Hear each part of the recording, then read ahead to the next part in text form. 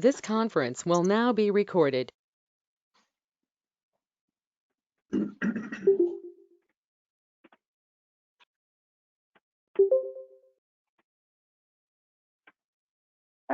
I think we'll go ahead and get started. So once again, good morning, everybody. Happy Wednesday. It's our 11th week in a row for Preservation Conversations.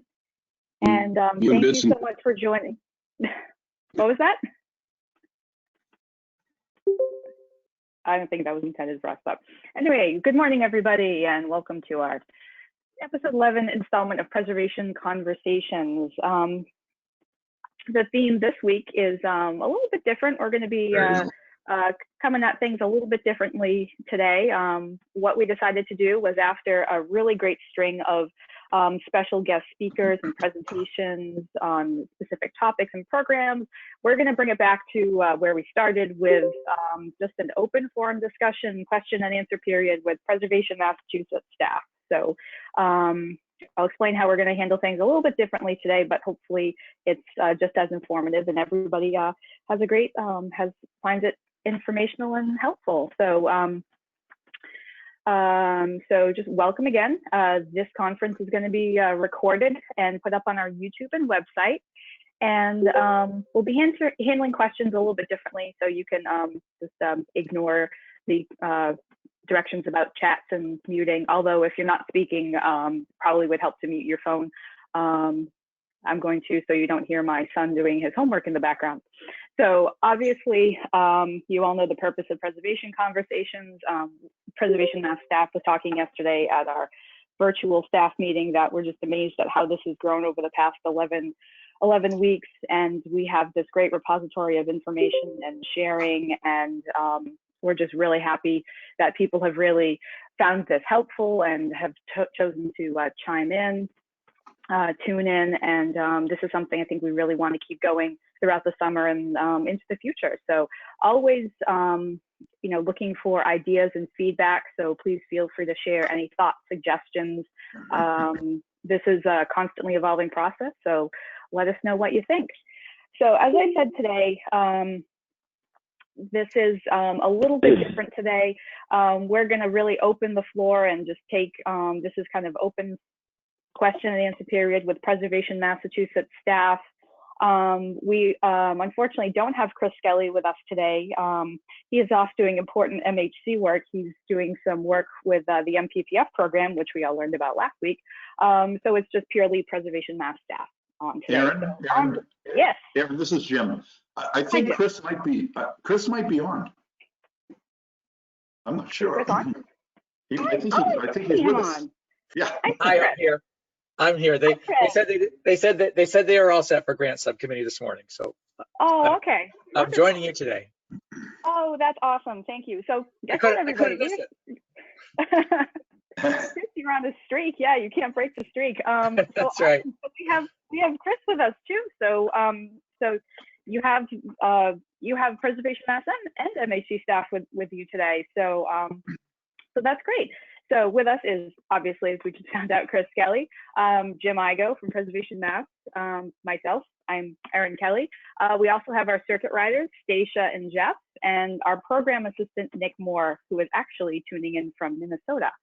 So the format I thought for today, and we'll see how things go, is to open this up to be an open forum discussion, but I thought it might be helpful if, people could actually ask their questions.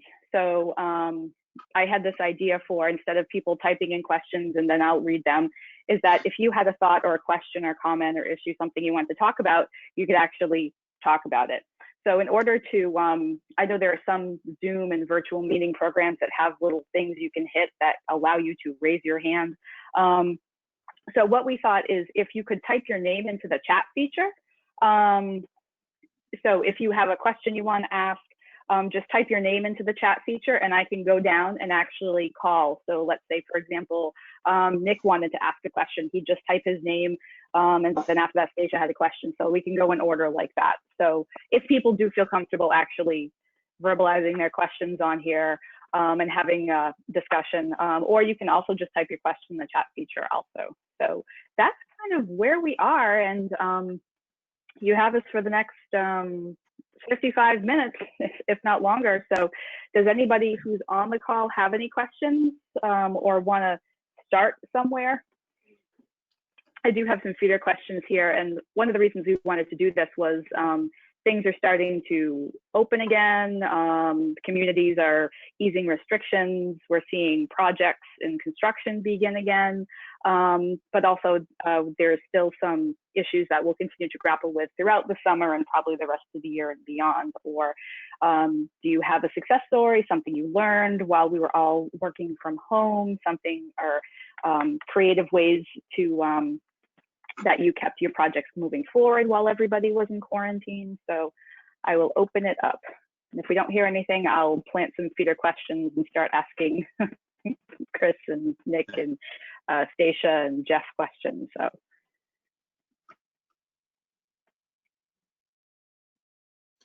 Aaron, since it's quiet for a moment, again, this is Jim. It might be interesting to ask Jeff and Stacia to kind of reiterate a little bit about the work that they're doing or that they're working on the ground or virtually, however they're doing it with the variety of projects that are getting calls for.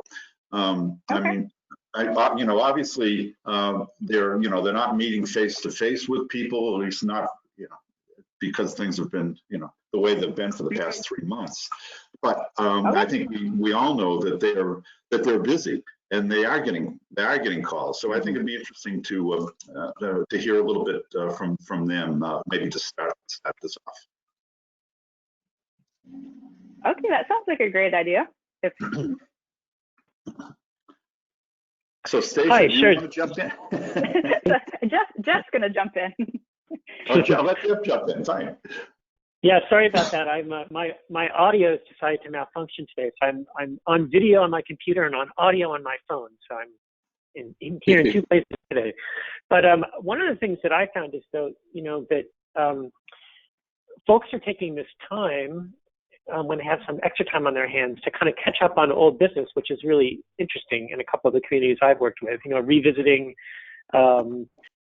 preservation issues that have been put on the back burner for a while, and in some cases looking at old surveys and figuring out what they might need to do in terms of having better planning tools in hand for the time when things really fully open back up and everything's back up and running. And that's sort of one issue I've noticed. The other is it's been interesting to see how different local historical commissions and other folks are still managing to meet and have worked out, virtual meetings at various times and, are keeping, business moving forward the best they can, even if it's a little bit delayed. So I've been surprised and happy to see, how particularly some of the local commissions have managed to keep going. And Chris, maybe you've noticed that as well, but it's been, people are even keeping their minutes and agendas up to date in many cases online. So that's been extremely helpful to me as I poke around to figure out what's still going on in communities, even though we're all still slowed down a bit. And this is Stacia, and for me, I think, looking at the past 3 months, as a circuit rider, based in Central Mass and covering Central and Western Mass, working from home and working remotely from the PM office is, that's something I do. So that wasn't really a change. But what I really miss is being able to go out on site visits and to do in-person meetings. And so I'm looking forward to at some point that happening. But I think one of the good things that's come out of this is it really has encouraged all of us to learn more about using technology and how to hold meetings remotely as part of the Western Massachusetts Historical Commission Coalition, working along with Chris at MHC and the regional planning offices in Western Mass. We, for the past 6 years, have been holding in-person meetings several times a year. And yesterday we held our first virtual meeting. And that was a challenge, but it went really, really well. And I think had we not been in this era of the pandemic, we probably wouldn't have thought about doing a virtual meeting. But the advantages of doing a virtual meeting is that people from all over were able to participate. And I think that that's a real benefit that's come out of the past couple months. Definitely. We're all more technologically inclined than we would be before. Jim was very concerned when he had to go into quarantine that he wouldn't be able to manage, but he's done pretty well for going on 13 weeks, 14 weeks. But Chris, I know. Thanks, Erin. Thank you, Erin. I appreciate No, that. you're doing very well. Chris, I know that you've just through our emails and conversations, I know you've been really, really busy, but how things, what if, I know you've been working on a number of things, but things haven't seemed to slow down for you, even though everything kind of shut down for the past 3 months.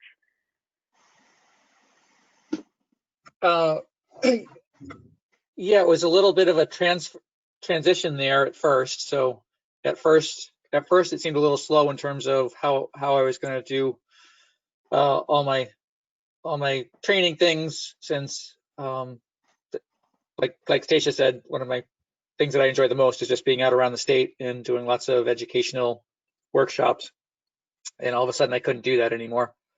So it took a little bit of a transition to figure out how to approach things. So I think yesterday's meeting with Stacia for the Western Mass Historical Commission Coalition really gave a good sense of a new approach to workshops that I think we'll always continue on. So we had, even though this has been really workshops that we've held either in Springfield, Greenfield, or the Berkshire area, on our virtual workshop yesterday, we had people from Eastern Mass, Salem, Cape Cod, and so it's an approach that I think there's lots more potential with. And I think the preservation conversations that we've that you've put together and that we've all participated in have really demonstrated a lot of new approaches to educational opportunities. So I really want to keep that going and learn as much as I can, and really try to put together some workshops that will just be tailored to a virtual audience, that we can deliver at any point.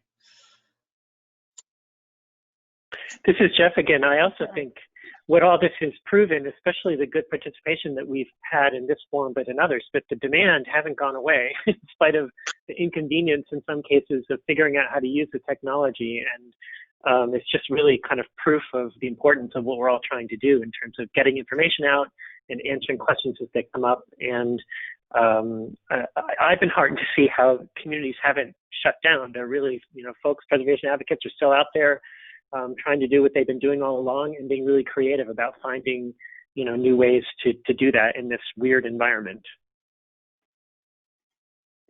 Definitely. I think there's a certain amount of, I think we all, I don't want to say we kind of took it for granted that there was that preservation, it's always, it is about a building, it's about our communities, our neighborhoods, and the built environment and our landscapes, but it really comes down to being about people. And it's like when we took out the ability to actually see people face to face, like, Stacia and Jeff and Chris have said, it's like, it was like, well, how are we going to do our job?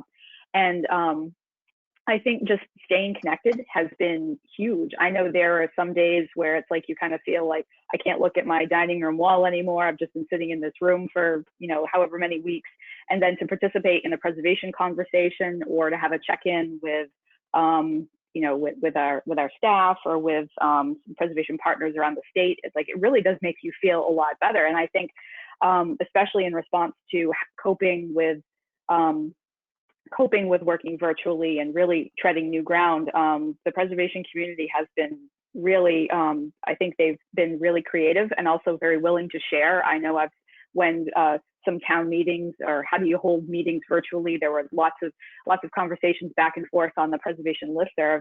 And then Chris and I were able to finally get, we had talked about years ago, or not years ago, but well over a year ago, about having a page on the Preservation Mass website where Chris could put a bunch of information, a lot of the resources and guides and information that he provides for local historic commissions.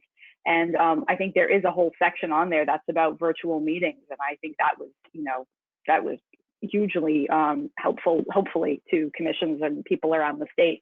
And also, you know, kind of going back to, you know, people are catching up on work, and that was something that we did. And I think it's been really great, and something that can, you know, that will hopefully continue to grow on, will continue to evolve. And it was great that PM could provide this, you know, this platform for Chris to be able to put information and all this really helpful information for historic commissions up there.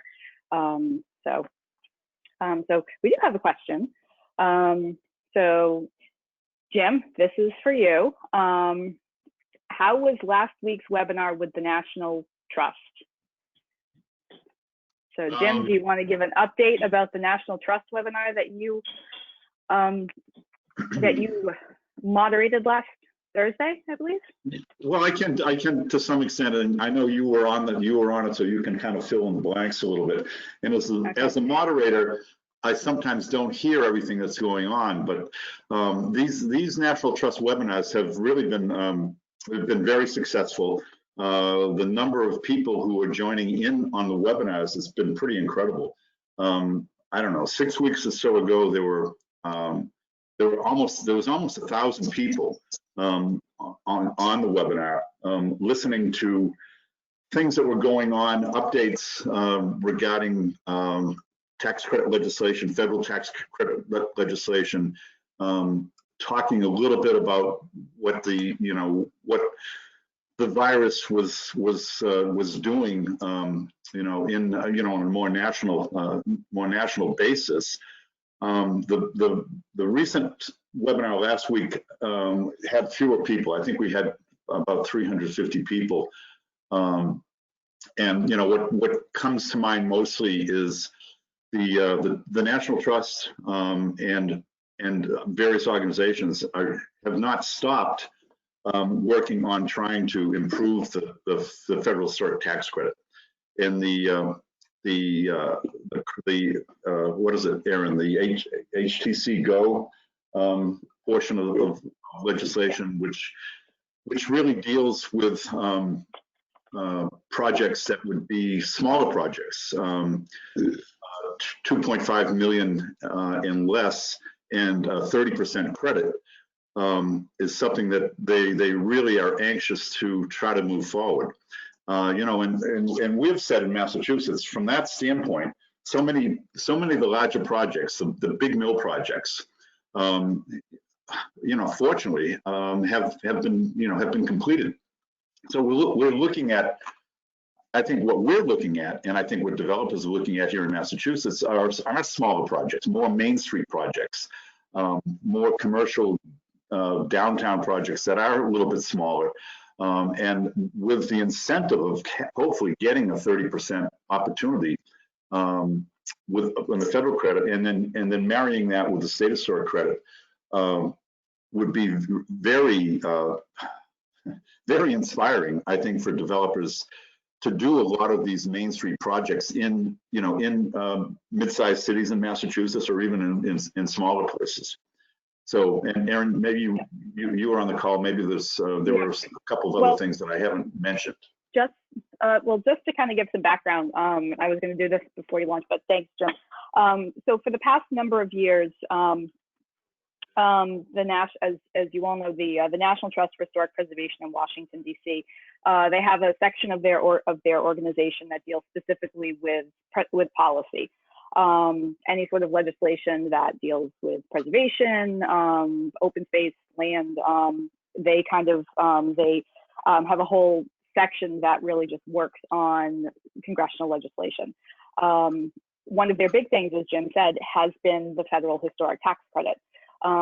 They've been working along with the National Trust Community Investment Corporation and a number of other coalitions of allies in Washington, D.C. for that. But the call wasn't just based about that. Obviously, the historic tax credit is important because we were down in Washington to advocate for this, what they're calling the Historic Tax Credit Growth and Opportunity Act, Growth and Opportunity Bill, which would seek to, as Jim was saying, enhance and strengthen the federal credit as in light of the changes that were made during tax reform in late 2017. And they really see that this is obviously, we know that historic preservation. The tax credit program really does, it does help incentivize growth and development in communities, and it is a good program if Congress is looking to put an economic development bill together in the wake of COVID-19 to try to stimulate the economy. But they also were talking about a number of other things. They were talking about whether or not there would be additional funds passed to help small businesses, and a number, the first webinar that Jim referenced that had almost 1,000 people on it was specifically breaking down the first CARES package that passed, I believe, in late March or early April, to find out exactly what was in there for preservation organizations, historic sites, museums, what sort of funding could you apply for, what was it going to look like. That was hugely helpful. This webinar also talked about Main Streets quite a bit, specifically the economic impact that small businesses are currently feeling, because so many of them, as we all know, have been closed, unable to open. They actually had the director of the National Main Street Center on, and she had some pretty scary numbers. A number of their members who are small, Main Street, a number of their members were reporting that, I can't even remember the percentage, but it was a high percentage of Main Streets were reporting that businesses wouldn't have the ability to open if they had to be completely closed for a month or 2 months, but the financial impact to them was going to be devastating. So she was talking about working to try to get more funding to direct to small businesses and Main Street programs, and what Main Street programs actually do for the country, what they do for communities. And then there was an interesting conversation with Chris Moore, who is the executive director of the Washington Preservation Trust. I think I switched the names around, but the statewide organization in Washington, who actually their state Main Street program is administered by they administer the state Main Street program. So they were talking specifically about that and how to garner support for Main Streets and what things were looking like, especially in Washington. So it was helpful. It wasn't, it basically was, they're still kind of trudging along, but there's a lot of the bills they were seeing that were coming out of Congress were becoming more partisan and had a less likelihood of passing, unlike the CARES Act, which was, and the two first CARES Act, which were passed swiftly because of everything that was going on. But I know the National Trust they do record these, right. But I do believe you have to be a forum member. I think I did download some of the PowerPoints and some of the PDFs that they had. I specifically did for the, for the Main Street one, because I found some of that information interesting. But if anybody wants to, if anyone's interested in that, I'm happy to share it. I think they may have another one coming out in the next couple of weeks. But so that's pretty much where it was. So really nothing new on any additional funding that could be coming out to assist our historic sites or Main Streets, at least at this point. And I'm not sure if Congress is going into recess for the summer, but things are just, there really wasn't too much clarity there. But if you see, if you hear about these and they're interesting, and if you, even if you register and can't attend, they will actually send you a copy of the recording so you can watch it later. So that's always helpful to try to get like a national perspective. So we do have another question.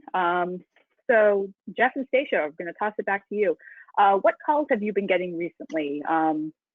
It's interesting to hear specific issues that have come up, and this is from Chris. So, you guys seeing any issues trending lately over the past couple of months? This is Stacia, and I guess it's interesting because we get calls in a variety of ways.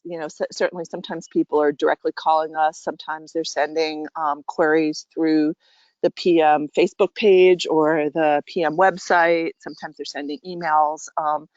And I think that consistently we continue to get calls with people who are concerned about old barns, and that the care of old barns and finding ways to find funds to repair old barns continues to be a challenge for folks in Massachusetts who are stewards of these buildings.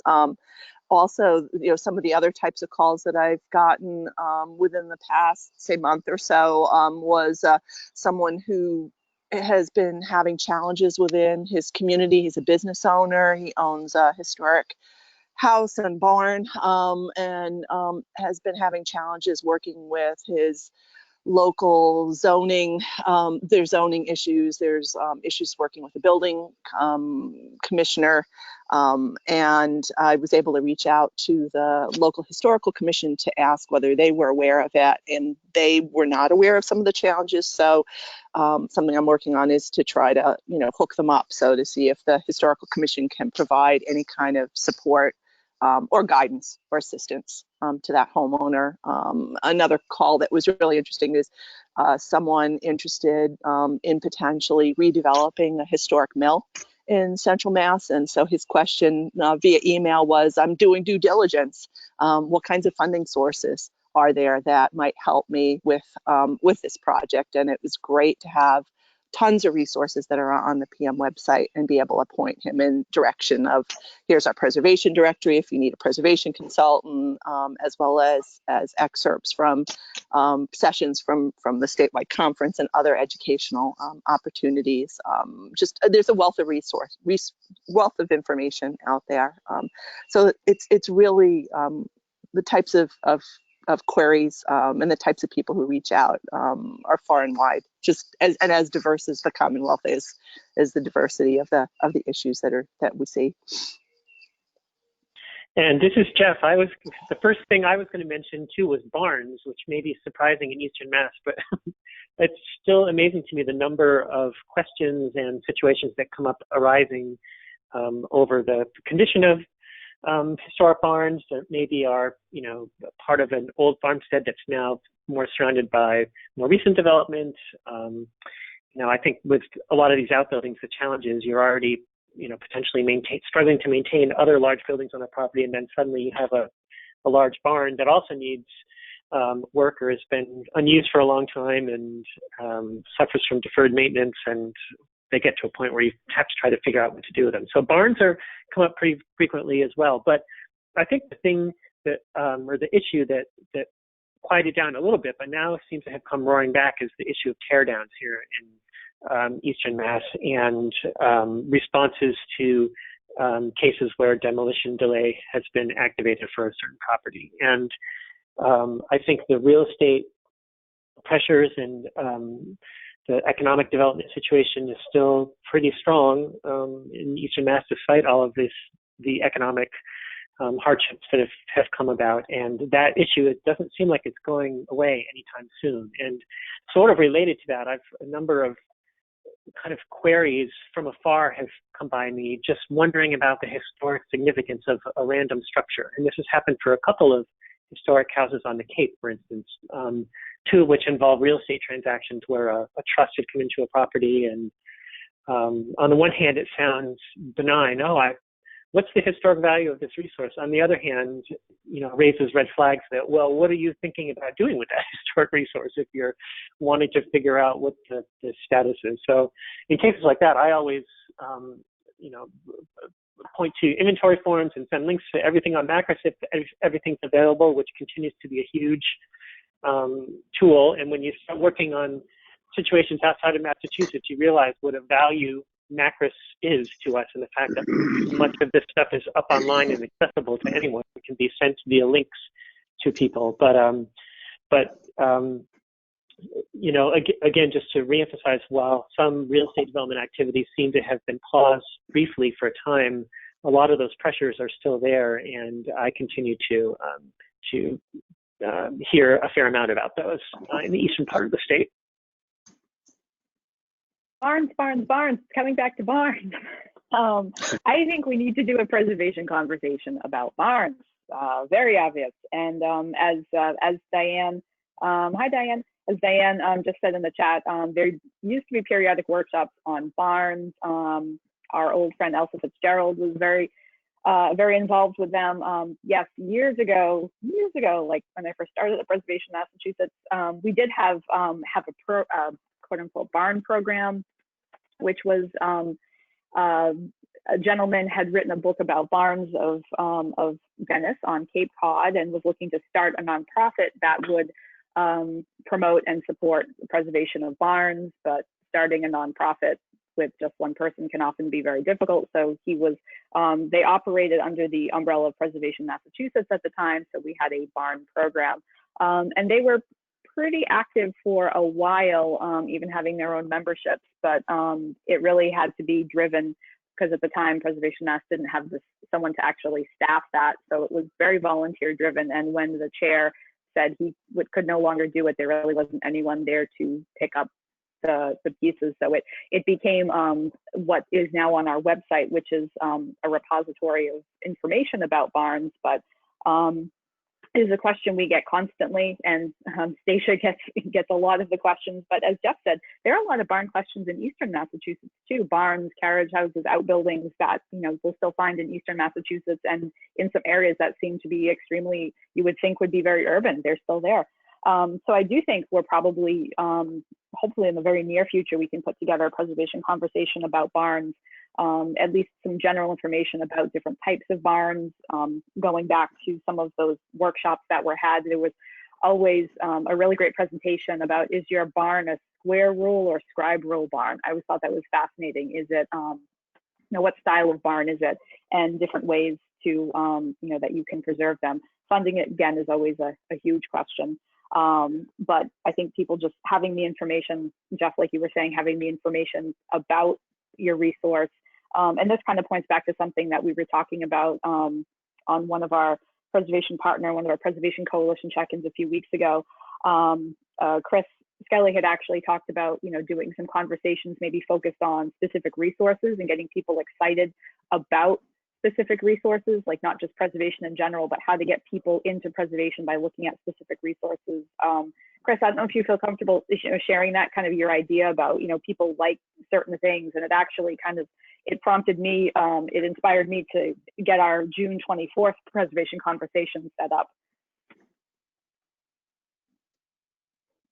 Okay, yeah, sure. I think, Barnes is a really good example of that, but I think just thinking about how we get lots more people around the state excited about the resources that are in Massachusetts. Mm-hmm. So just having either conversations or something on the website that just gets people interested in various types of resources, whether it's barns, carriage houses, stone walls, bridges, I think would be a great just resource topic. Talk about all the different kinds of bridge styles that are out there. And then just whether it's first period houses or 19th century residential wood framed houses, mill buildings, just landscapes and burial grounds. All those resource types that we often have lots of conversations about, maybe demolition by neglect or tear down things, concerns over loss. But I think it would be good for us to have a lot more conversations where we're really talking about in an excited interest about all the wonderful things that are here, and then just really using that conversation somehow, or outreach on a website, something, so that we're really broadening our constituency, so that we're really bringing in people that just have an interest in whatever kind of resources that they have in their community and want to learn more about them. And this is Stacia, and sort of piggybacking on what Chris is talking about. I think we're really talking about there are people who like things and appreciate them, and it's really highlighting that and encouraging people to learn more about the things that they're interested in and appreciate, and just build a general appreciation and knowledge about different types of resources. Thanks, Chris. Thanks, Stacia. I completely agree. And it was on this call that talking about these resources that that Chris was talking about, stone walls, and because he had read a book by Robert Thorson, and it was really, really good. So he actually put us in touch with Mr. Thorson, and he has agreed to do a preservation conversation about New England stone walls a general conversation on the 24th, and we're really excited. And Chris, I finally got my copy of the book. UPS kept delaying it, but I finally got it. So I started reading it. So really excited about that. But I think it's this kind of goes back to almost in a way one of the conversations we had about how to be an effective, how to grow a grassroots constituency. And I think it's, getting people, preservation can sometimes be a pretty loaded word and loaded term. And there's a lot of, I'd say some people are confused, or they don't really understand what preservation is, or they think they do. But getting them excited about one thing, it's like, oh, I like old stone, I appreciate historic stone walls, or I think old barns are cool, but they maybe wouldn't call themselves a preservationist. And how do you get them excited about these resources, Chris, like you said, that are all around New England, but maybe then start to shift the conversation into, well, how can we protect these resources and make sure that they're still part of the New England landscape for the next 50, 100 years, so that they're not, so that they're not lost, that sort of thing. And broadening the constituency is always a huge challenge, but extremely important for preservation. So, and Chris, I was jotting down a bunch of the different ideas, so I think we could have a lot of conversations through the end of the year and beyond. But I like the idea of the resource types, because you have people that really are just interested in bridges, or if they like the bridges, maybe they'll want to chime into one about historic mill buildings, that sort of thing. And also another quick question about if you would, plug, if you would like to see any specific conversations, please let us know. When we had our preservation architects with us a couple of weeks ago, I did get a question. Someone asked if they would be talking about historic residential architecture. And the architects did focus on larger projects, town halls, churches. So I think people might, if you're interested in a conversation about historic residential architecture, I think that's something we could put together. We'd have to give it a little bit more structure and kind of context. But email me, email Chris, let us know what things you would like to see, because really we're doing these conversations for you. And also, you can type it in the chat or send Chris an email. We're also asking for if there's any, we had referenced the local historic commission resource library, which is on the Preservation Mass website. Chris would like to know what kind of materials would local commissions like to see online in the resource library. If you would like to see something, you don't see it, want more information, email Chris, and he has free range for that page, and he has put all sorts of wonderful things on it. So let Chris know what sort of things that that you would find helpful. And also, if there's things that you're seeing on the, or don't see on the Preservation Mass website that you would like to see, especially in our Action Center, please let us know. It's a living website. We're constantly changing it and updating it, so it's for you. Okay, let's see. Okay, Diane has a demolition delay issue about a small historic cottage in Bayview, a private enclave in Dartmouth. Diane, would you want one of the circuit riders to reach out to you for that, or do you want? No, I just want to tell a story, because I don't need help per se. Okay. I just want to explain. I just want to give you an anecdote about what we're going through here in Dartmouth, which I think will be interesting, and others may have some thoughts as well. But Bayview in Dartmouth used to be a summer colony. It was largely for the city folk in New Bedford to summer in Dartmouth, in this place called Bayview. There are others like that in Dartmouth, by the way, as most coastal communities do have. Well, I have some experience with Bayview, because when I was first on the commission several years ago, a family that owned a gorgeous stick-style Queen Anne house right on the water wanted it demolished. So a couple of us, went through. We had an architect to take measured drawings, and we voted on the commission that it was historically significant, and then we had a public hearing. Unfortunately, we could not save that house, but at least we have a record of it, and I still haven't gotten over it. And that was my first time when I was on the commission, my phase 1.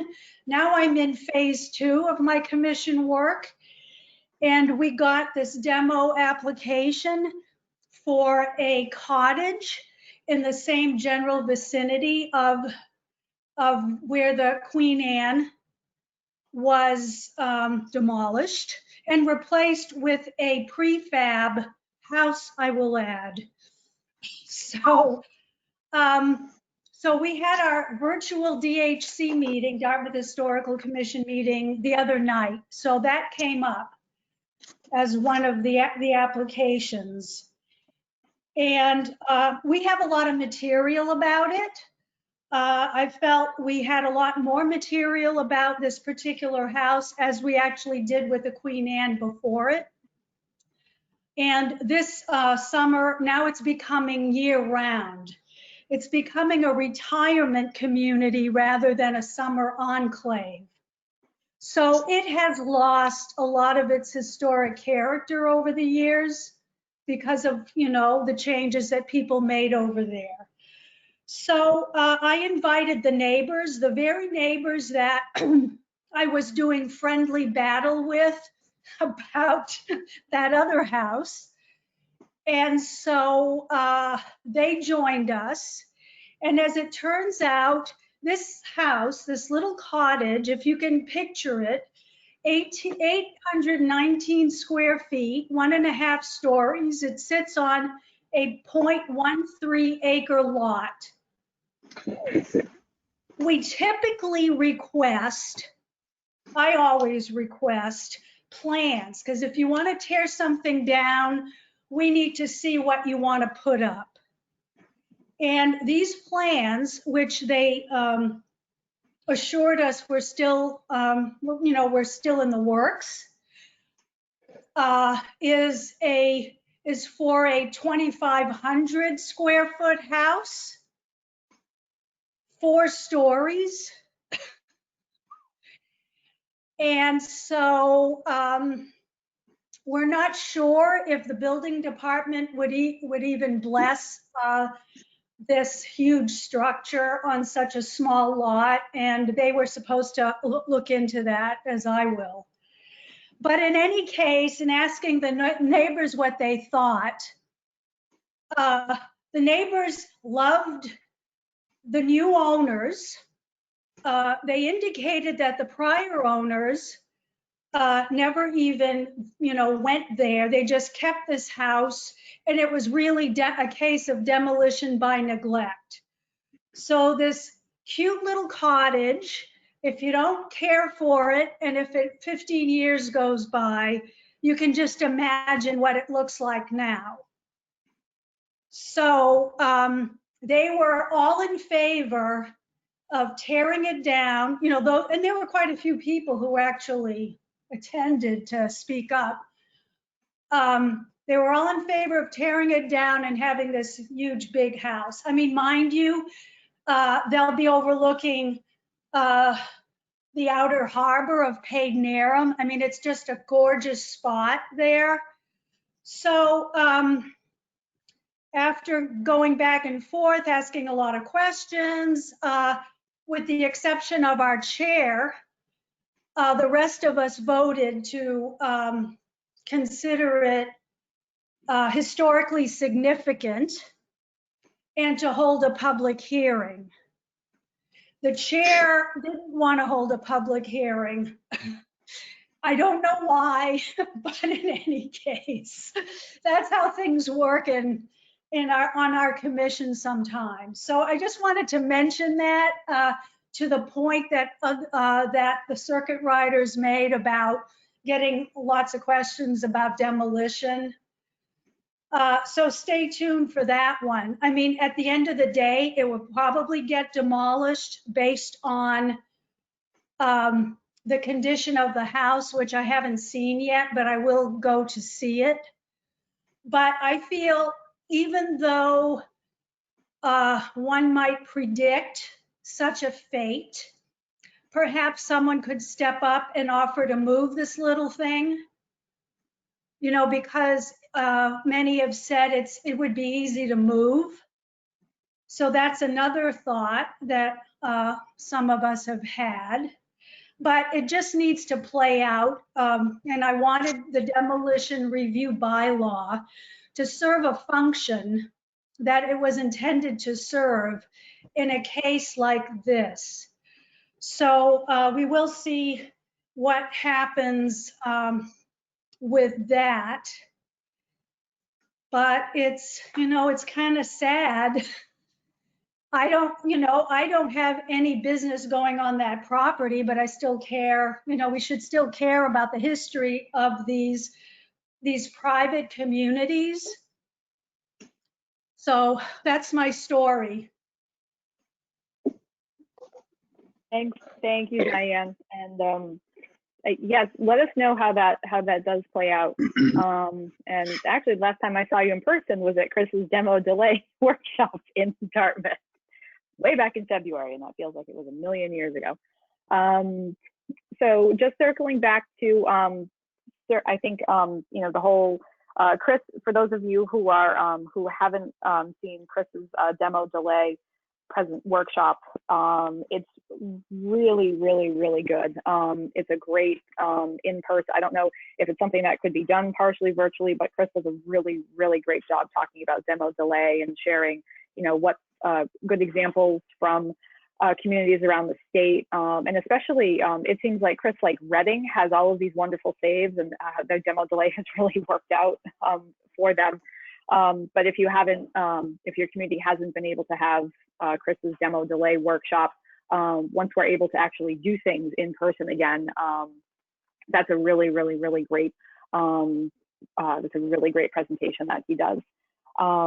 So just circling back to Barnes and our circuit riders again, this is a really good question, and this kind of deals with other questions and other issues, can be related to other resources as well. What resources would circuit riders recommend to owners of barns and historic outbuildings? And here's an interesting one also. What do the circuit riders wish they had to offer barn owners? So Jeff and Stacia, thoughts? I know what I would say to that last question, but what do you guys, what do you recommend, and what would you like to be able to give to barn owners? So this is Stacia. Yes, exactly. It really comes down to money.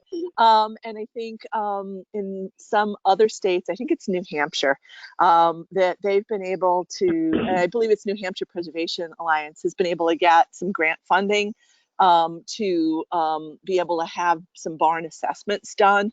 And, you know, to be able to have that kind of program, I think would be really awesome and wonderful here in Massachusetts, because a lot of times people who have these historic barns, if they only had money that would allow them to initially do an assessment with someone who's trained in barns, it would be able to give them some basic information as far as, you know, how bad is the situation?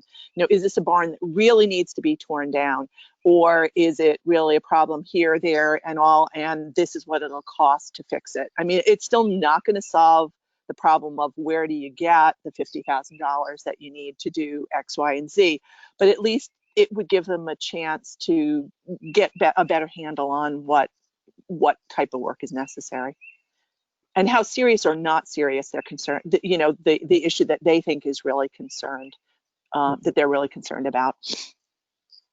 And I think as well, the nature of the issues that people come to us with are pretty varied. You know, sometimes the barn is still being actively used for farming purposes. So there's, you know, a set of issues involving you know, preserving the historic fabric while still keeping it usable today. Other times the barn, you know, the owners want to redevelop it and repurpose it for new use. So how do you adaptively reuse an old barn in a way that still makes it feel like a barn inside instead of, you know, a modern building with an old barn-like shell? Sometimes people just want to preserve them as relics. You know, how do I stabilize and preserve this barn in place? We still don't have use for it, but we feel like it needs to stay here because it's part of the landscape and part of this complex, and we just want to find the resources to, you know, repair it and keep it in good condition, even in its current unused state. So there's just a lot of ways that the issues around barns present themselves. I feel like a lot of the materials that are out there, including the really great book that the New Hampshire organization that Stacia mentioned had put out recently about architectural styles of barns and an overview of how they're constructed and what a barn from a particular era might be made of, et cetera, et cetera. A lot of them really do focus on sort of agricultural uses and how to preserve the sense of that in a barn shell, and not necessarily on how to adaptively reuse the structures or to help them find a new life, you know, if, for example, they're no longer surrounded by active farmland and that sort of thing. So it's finding materials that are really about moving the structures forward to a new life. It's something that it's a little bit lacking out there, even though there are great examples we know of around of barns being adaptively reused for new cool things. And, you know, to follow up on that, on the PM website, we do have a section in the Preservation Action Center that have model projects of reuse of various building types. And there is one that is a listing of barns that have been, that are model projects of barns that have been reused. And so, you know, by looking at that, folks can get an idea of how some barns in the Commonwealth have been reused for other purposes other than agriculture. Thank you, Jeff and Stacia. And yes, we all agree that's like, if we could give barn owners anything, it would be money. If we could give, you know, all of our preservation inquiries, if we could give them all money, we would answer all the problems, or we think we would answer all the problems. We say that, but we know it probably wouldn't happen. But I think that's really, so yes, you know, we oftentimes do end up referring people to the New Hampshire Preservation Alliance. They have a staff member that really just focuses on barns, and she's really, really great. And I think it was about 2 or 3 years ago, they actually had I don't know how they did it, but they had a commitment to save or work on 52 barns in 52 weeks. And they did it.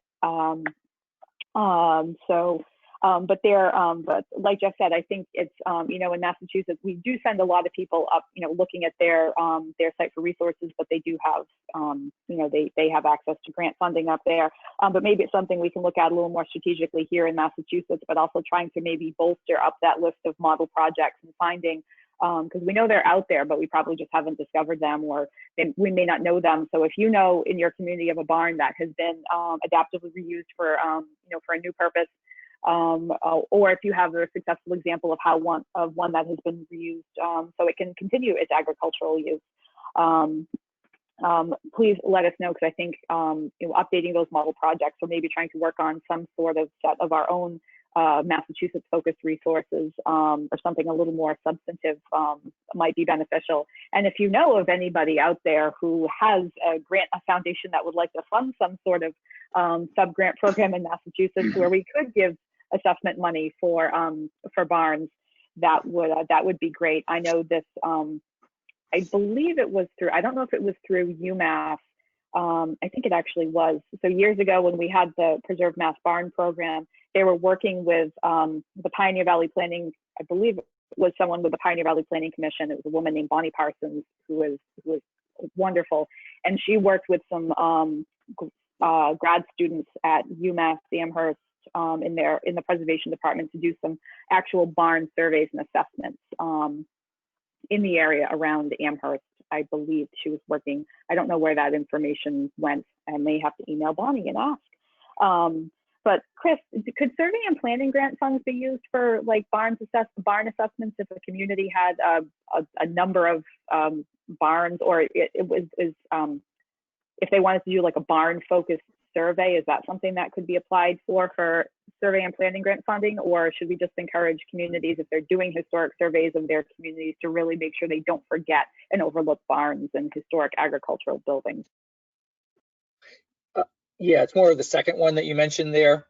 So the problem with just having a survey and planning grant that would just be on barns would be, well, what about all the other resources that are on that property, including potentially the historic residential home as well.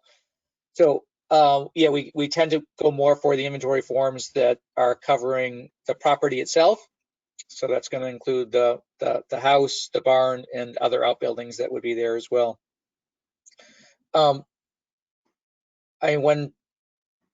One thought we maybe some sort of a planning project that would look at barns. So we wouldn't be able to use survey and planning grants specifically for one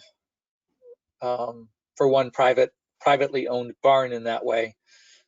But it's possible that if there was some sort of project that would look at barns throughout a whole community, or maybe even better in several communities that came together, and that was more of a plan that was put together in terms of strategies for stewardship strategies and protection strategies for barns. That would certainly be something that would be considered for a survey and planning grant, because we do fund, we certainly fund more planning related projects as well. Mm-hmm. Yeah.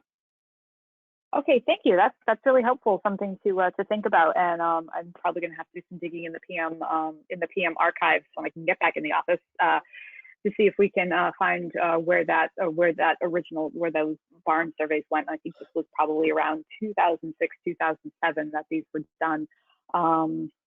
So wonderful. Lots of talks about barns today. So I think we will very soon have a preservation conversation that deals with barns. There's always a question about barns. So as we're coming up to the top of the hour, I'll just kind of start to wrap things up. But if anybody has any other questions, last minute questions, feel free to use the chat box. But as always, thank you so much for attending live or watching this on YouTube. Again, as we do every week, future presentation, workshop ideas, needs, for PM, you can email me or email Chris. His email is here. We're doing this for you, so let us know what you need, what you would like to see, and we will work to make that happen the best we can. So some upcoming conversations over the next couple of weeks. Next week, we tentatively will have another conversation that talks about funding for preservation projects. It's going to take one of two forms, and we'll have more information about that in the next couple of days, and that's next week on June 17th. And June 24th, as we've said, we will be joined by Professor and author Robert Thorson to talk about historic stone walls. So really excited for that one. And throughout July and August at this point, Conversations is going to shift to a bi-weekly schedule. I know it's been great to do it every single week.